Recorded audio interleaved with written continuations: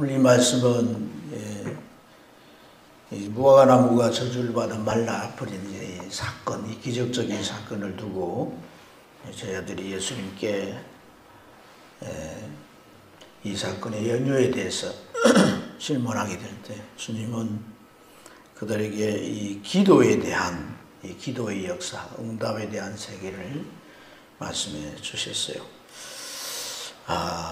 오늘 이 제자들의 질문과 주님의 답을 좀 살펴보면 좀 특이점이 있는데, 제자들이 무화과나무가 어찌하여 곧 말랐습니까? 이렇게 주님에게 물어보게 될 때, 이러한 이 질문이 어떤 이제 의도로 한 질문일까요? 오늘 제자들이 무화과나무가 어찌하여 곧 말랐습니까? 이 말이 주님께서 무화과나무를 어떻게 이제 저주하셨냐면 너는 영원히 열매 맺지 못할 것이다. 이렇게 주님이 저주를 하셨단 말이에요. 그러는데 오늘 이제 이 나무가 이제 그 다음날 아침에 가서 보니까 그냥 말라버린 거예요. 그래서 제자들이 이제 어찌하여 말랐습니까? 이렇게 질문을 하는데, 사실 이제 이러한 이 질문에 답을 한다면 어떤 내용의 답을 할 수가 있겠어요? 뭐 이제 열매 맺는 나무에 열매가 열리지 않는다면 그 나무는 죽은 거나 다를 바가 없다. 그래서 그 나무가 말라버린 것이라고, 저주를 받아 말라버린 것이라고 할 수도 있겠고, 내가 하는 말이처럼 위력이 있다 이렇게 증거하실 수도 있을 거예요. 그런데 주님은 그러한 맥락의 대답을 하지 않고 기도에 대한 말씀을 하셨단 말이에요. 오히려 이제 믿고 기도하면, 의심하지 않고 기도하면 이 무화과나무가 된 일뿐 아니라 산을 명하여 옮겨져라 해도 그대로 될 것이다. 이렇게 주님 말씀을 하셨습니다. 어찌 보면 주님의 대답은 제자들의 질문과 그 성격이 맞지 않다 할 수 있습니다. 동문서답 같은 대답이라고 할 수가 있습니다. 그래서 오늘 이 말씀에 대한 이제 이해가 좀 필요한 거예요. 자, 오늘 주님께서 이제 이 무화과나무를 저주했잖아요. 그죠? 저주. 이것은 분명 이 어떤 시사성을 가진 이제 사건이란 말이에요.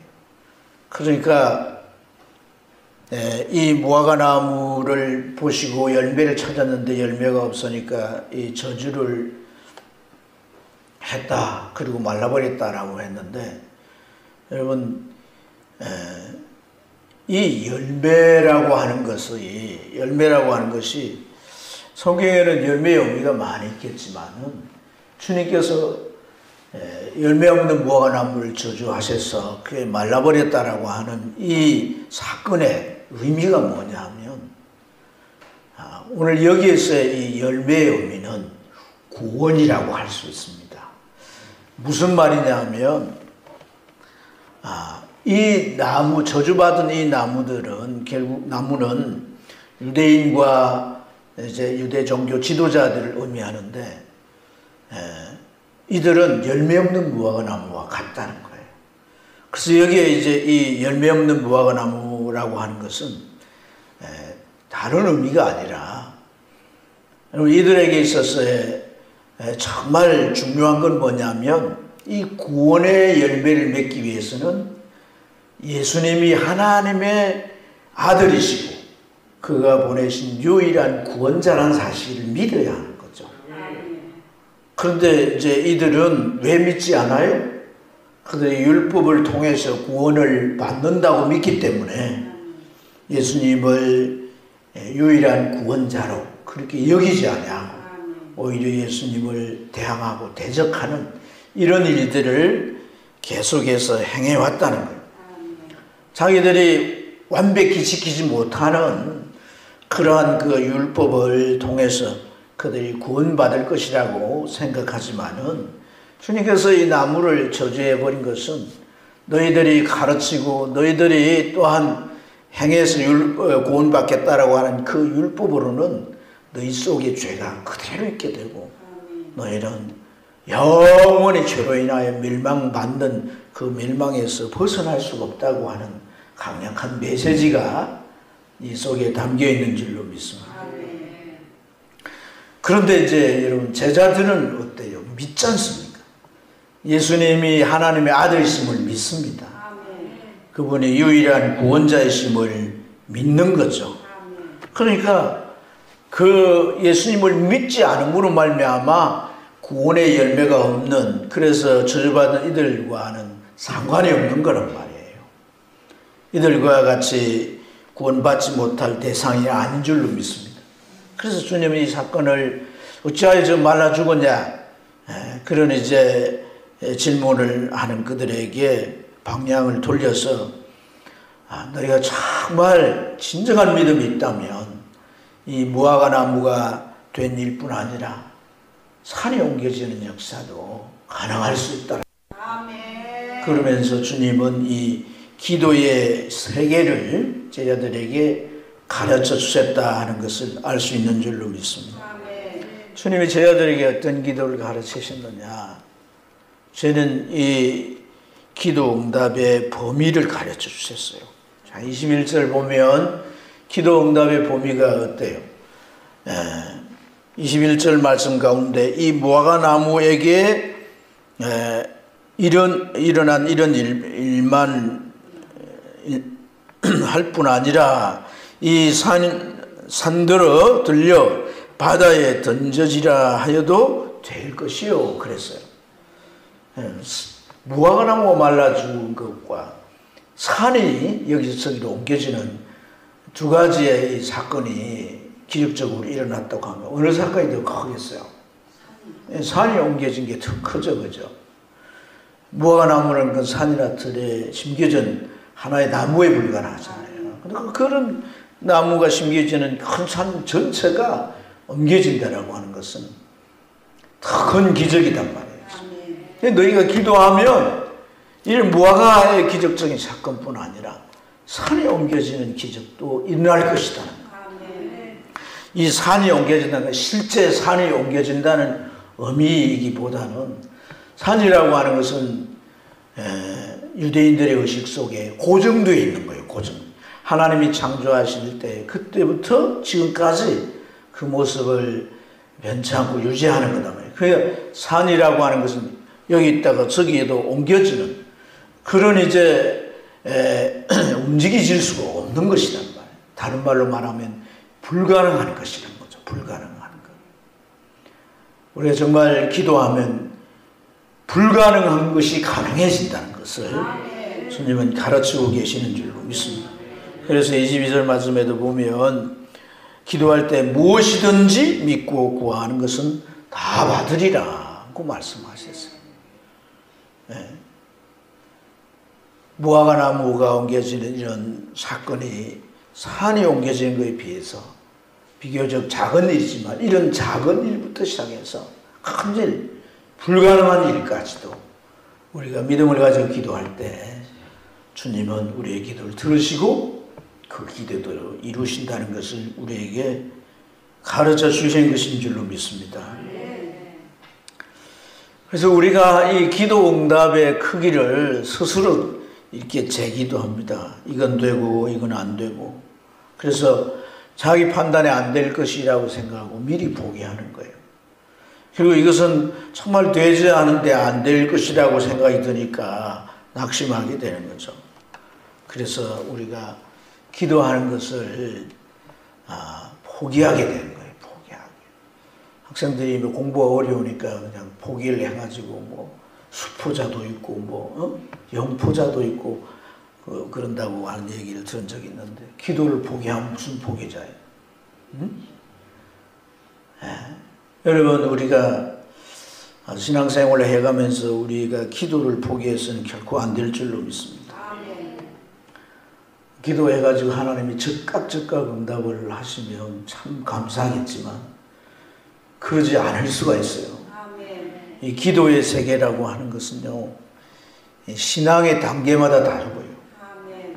또 세대마다 또 달라요. 세상에 흘러가는 세대마다. 마지막 세대가 되면 기도 응답이 쉽지 않은 거예요. 네. 그것의 어떤 영적 문제는 또 설명될 수 있는 부분이 있겠지만 어쨌든 우리가 이 기도의 여러 가지 방해나 제약에도 불구하고 포기하지 않고 낙심하지 않고 기도해야 할 줄 믿습니다. 왜냐하면 주님이 약속하시기 때문에 내 이름으로 구하라 그리하면 이룰 것이라고 주님이 약속하셨습니다. 그러므로 우리가 어떤 상황 가운데서도 기도하면서 낙심해서는 안 될 줄로 믿습니다. 누가복음 8장에 보면 회당장 야이로라는 사람이 딸이 이제 병들어서 죽게 됐는데 가는 과정에서 시간이 이제 늦춰지고 딸이 죽었다는 소식을 듣게 되잖아요. 그럴 때 그냥 마음이 툭 떨어지겠죠. 덜컹 내려앉았겠죠. 낙심한 거죠, 낙심. 주님은 그걸 아시고 낙심하지 말고 믿기만 하라. 아멘. 죽어도 내가 살릴 것이라는 거죠. 아멘. 낙심하지 말고 네가 해야 될 거는 믿는 거야. 아멘. 병들었을 때 그 병을 고치는 거나 죽었을 때 그 죽은 자를 살리는 거나 그건 내 소관이야. 아멘. 나는 충분히 다 할 수가 있다. 아멘. 그러니까 네가 믿는 것 그건 네가 해야 될 일이니까 아멘. 낙심하지 말고 믿으라는 거야. 참 우리가 신앙생활을 해가면서 때때로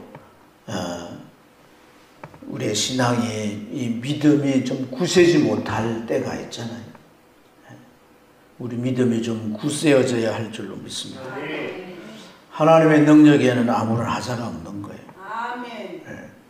그래서 우리가 기도에 대한 불신을 버리고 소망을 가지고 기도해야 할 것을 오늘 이 말씀은 우리에게 권하는 줄로 믿습니다. 또 하나 주님은 어떤 기도를 가르치시냐 하면 응답의 원리를 말씀해 주고 있어요. 응답의 원리. 응답의 원리가 뭐겠습니까? 만일 너희가 믿음이 있고 의심하지 아니하면 너희가 믿음이 있고 진정 의심하지 아니하면 하나님께서 이것을 다 이루시리라고 하십니다.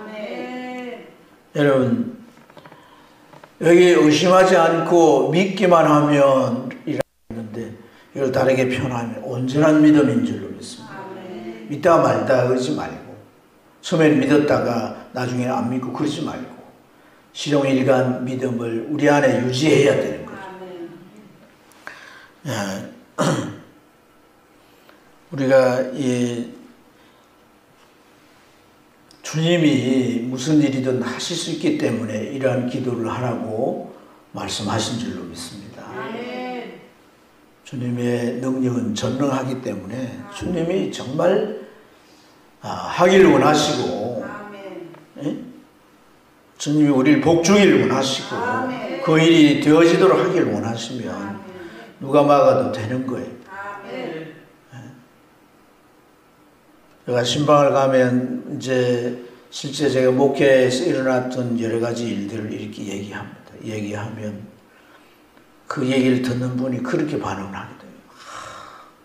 내가 그 대상이 되어가지고 그 복을 받았으면 좋았을 텐데 이런 말을. 근데 이제 주님께서 그 사람을 보실 때에 정말 그 사람이 믿음이 있느냐는 게 중요한 거지. 믿음을 갖지 못하고 우리가 어떤 것에 대한 마음이나 욕심을 내는 것은 그것은 부당한 것이죠. 그래서 오늘 우리가 전능하신 이 주님을 우리가 제대로 믿지 못하고 끝까지 믿지 못하고 우리가 쉽게 낙심하고 의심한다면 다른 말로 이제 표현해서 주님을 업신여기는 거나 다를 바가 없는 거예요. 주님 뭐든지 하실 수가 있는데 주님 마치 하실 수 없는 분처럼 우리가 주님을 업신여기는 거. 그것을 주님은 가장 싫어하신다는 사실을 깨달아야 돼. 세상 사람들은 당연히 그럴 수가 있잖아요. 주님을 업신여기나 무시하거나 그럴 수 있는.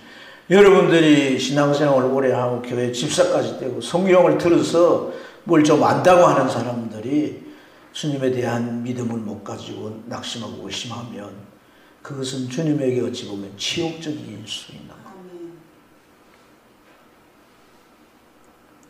우리가 신앙생활을 하면서 참 신앙생활을 해가는 영역에 중요한 것은 정말 중요한 것은 믿음이에요. 믿음. 그 사람의 신앙이 연조나 직분 이런 거 상관없이 정말 내가 지금 어떤 믿음을 가지고 있느냐 그것을 주님이 보시기를 원하시는 거지. 우리가 뭐 얼마나 믿었다, 어떤 신앙생활을 해왔다, 이것보다 더 중요한 것이 지금의 믿음이란 사실을 깊이 깨달아야 할 줄로 믿습니다. 그래서 무엇이든지 믿고 구하는 것은 다 받으리라. 여러분, 우리가 믿지도 않고 기도할 수 없어요. 하나님 앞에 믿고 기도해야 되는 거예요. 달리 방법이 없으니까 뭐 일단 기도나 해보자, 이건 안 되는 거예요. 하나님 앞에 정말 믿음을 가지고 기도해야 돼요. 여러분, 이 믿음을 갖는다라고 하는 것은요, 어떻게 가능한 거예요? 지금 우리가 하나님 앞에 기도를 하면 하나님 응답하실, 그게 내가 내 어떤 욕심을 따라 구하는 것도 아니고, 예? 내가 이 세상에서 뭐 죄짓고 타락된 삶을 살려고 하는 것도 아니고, 그것이 궁극적으로 하나님의 영광을 위한 것이고 하나님의 자녀가 이 땅에 살아야 할 필요를 구하는 것이라면 하나님 마땅히 응답해야 될 거 아니겠어요? 그런데 오늘 우리가 기도할 때 믿음을 가지고 기도해야 된다라고 했는데, 이 믿음이라고 하는 것이 믿지도 않고 우리가 구한다라고 하는 것은 어떤 문제이겠어요, 여러분? 이것은 관계의 문제인 겁니다. 관계.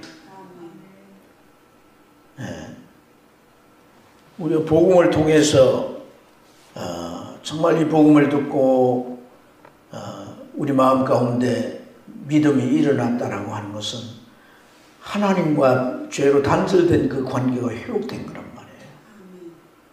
그래서 이 믿음은 내가 믿고자 해서 믿어주는 게 아니라 하나님이 우리에게 믿음을 주시는 거예요. 주시는 거예요. 그 믿음이 내 안에 있다라고 하는 것은 하나님과의 관계가 형성이 됐다는 거예요. 그 믿음으로 신앙생활이 시작이 되는 거예요. 누가 교회 가자니까 가고 그 어떤 관습에 매여서 있는 게 아니라 그런 믿음이 하늘로부터 하나님께서 내게 주셔야 되는 거예요. 그 믿음이 내 안에 이제 있게 되면서 내가 신앙생활을 하는 가운데 삶의 문제들을 가지고 주님을 믿고 약속의 말씀 붙잡고 기도해서 응답받고 이런 과정 속에서 우리의 믿음이 더 주님과의 관계를 돈독하게 하는 것인 줄로 믿습니다. 그래서 여러분, 우리가 주님과 나의 관계가 정말 나를 구원하신 분이시고 그의 이름을 붙들고 기도하면 하나님께서 반드시 응답하실 것이라고 하는 믿음을 가져야 되는 것이고, 내가 구원을 받았다면 죄로 인하여 멸망의 자식이었으나 이제는 구원받은 하나님의 자녀라는 사실을 확실히 우리가 믿어야 되는 거예요. 내가 하나님의 자녀라면 하나님 분명히 말씀했잖아요. 악한 부모라 할지라도 자식이 떡을 달라는데 돌을 주고 생선을 달라는데 뱀을 줄 그런 부모가 어디 있겠느냐. 너희 천부께서 너희에게 좋은 것을 주신다는 거예요. 하늘 아버지께서는 우리에게 좋은 것을 주신다고 약속한 줄로 믿습니다. 그래서 참 여러분, 신앙생활 해가면서 좀 기도 생활하면서 응답이 있기를 축복합니다. 네. 여러분들이 신앙생활 해가는데 기도 응답이 우리에게 있게 될 때 그 영혼이 아주 힘을 얻게 되는 거예요. 과거의 기도 응답이 아니라 오늘 이 지금 살아가는 삶 속에서 우리가 하나님 앞에 구하여 응답받는 그러한 영역은 다양할 수 있잖아요. 다양할 수. 우선 우리가 뭐 이 세상에 살아가는 육신의 조건들 가지고 기도할 수도 있겠지만 더 우리가 성장되고 우리의 믿음의 단계가 높아지게 되면 내 영혼을 위해서 기도하게 되는 것이고 교회를 위해 기도하게 되는 것이고 다른 영혼을 생각하며 기도하게 되는 거예요. 그런 이제 이 기도의 이 영역들, 우리가 기도해야 할 수많은 세계들을 향하여 나아가면서 우리는 죽을 때까지, 천국 갈 때까지 그런 기도 응답들을 통해서 주님과의 나의 관계가 든든하다는 것을 확인해야 되는 거예요. 여러분들이 뭐 이제 이렇게 관습적으로 교회에 와서 봉사하고 주일 예배 드리고 이것으로 내 신앙에 아무런 하자가 없다고 생각하면 절대 그것은 잘못된 겁니다. 실제적인 관계, 주님과의 실제적인 관계, 그런 관계를 우리가 가질 수 있길 주의 이름으로 축복합니다. 기도 자체, 오늘 여기에 나무가 이제 열매 없다고 주님이 저주했잖아요. 그래서 말라버렸다고 그랬잖아요. 기도 생활이라고 하는 것이 응답이 없게 되면 기도가 마르기 시작하는 겁니다. 긴 시간 기도 시간에 줄어들게 되고 기도할 때도 내가 집중적으로 열정을 가지고 기도했던 그런 열의들이 다 사그라져 버리게 되고 기도하면서 내가 느꼈던 어떤 그런 영적인 감각도 다 사라지게 돼요. 그래서 우리가 이 기도의 세계를 기도를 할 때 그 위에서 느껴지는 이런 것들이 무슨 차단막이 딱 막아놓은 것처럼 이렇게 차단되어 있습니다. 그래서 우리가 기도가 정말 주님과의 관계 속에서 회복되고 이루어지지 않냐면 모든 신앙생활도 말라지게 돼요. 이걸 깊이 깨달아야 돼요. 그래서 예수 믿고 신앙생활을 하는 이것이 참 우리가 여러 가지 중요한 것들도 많겠지만은 이 주님과의 관계 속에서 확인되어지는 것들이 분명히 있어야 된다. 그래서 금요일마다 여러분들이 적은 것 하나라도 참 내가 이런 부분이 고칠 수 없어서 괴로워하고 힘들어했는데 이거 가지고 기도하고 하나님의 어떤 계기에 이걸 통해서 나를 낮아지게 하시고 변화시켜 주시더라. 그런 것들을 절대 부끄러워 여기면 안 됩니다. 여러분들이 교회 와가지고 우선 여러분들이 가장 좋은 모습을 이렇게 보이고 자기 안에 숨겨진 그런 부끄러움이나 실수나 어떤 연약함들 드러나면 큰일 날 것 같이 생각하고 그렇게 해서 그런 어떤 모습이 보여지게 되면 뭐 그 교회 절대 못 나간다. 그건 참 교회가 아니에요, 여러분. 아멘. 교회가 주님의 몸이라 그랬잖아요. 아멘. 우리가 우리 몸에 대해서 여러분 자기 자신에게 가려진 부분이 어디 있습니까? 다 자기 자신이 몸 구석구석 지체 하나하나 다 아는 걸요. 그렇지 않습니까? 어찌 보면 우리가 참 신앙생활을 해가면서 내 연약함이나 내 실수도 성도들 앞에 드러내서 같이 기도하고 그래서 정말 그것이 응답이 되고 더 중요한 것은 우리가 포장해가지고 잘 가려가지고 계속 가는 게 아니라 변화되고 성장되고 더 성숙해져 가야 되는 게 옳은 거 아닙니까, 여러분? 그렇지 않습니까? 교인들한테 뭐 내 이런 허물된 모습이나 이런 건 큰일 날 걸로 생각을 하는데 그것은 아주 가식적인 신앙. 자신에게 솔직해야 되는 것이고 우리가 믿음 안에서 이런 것들이 하나하나 회복되고 건강한 신앙으로 세워져 가면 그게 우리 간증이 되는 거예요. 그래서 여러분 정말 끈끈한 사이가 어떤 끈끈한 사이는 어떤 사이예요? 가족도 끈끈하지만요 어릴 때부터 자라온 중마부가 제일 끈끈한 사이인 거예요. 왜냐하면 그때는 뭐 다 모든 걸 아는 거예요. 모든 걸. 그 관계는 끊을 수 없는 관계죠. 신앙이란 그렇게 되죠. 아멘. 그렇게 되죠. 오늘 우리 이 형제도 참 어찌 보면 뭐 신앙이 말이죠. 참 지금 경험하는 때니까 하는 일에 있어서 좀 좋은 결과가 있으면 하나님이 나를 축복하시고 날 잘되게 하시고 안 되면은 아유 하나님이 그냥 눈을 돌리셨는가 등 돌리셨는가 이런 마음이 또 그게 순수한 마음이거든요. 순수한 마음.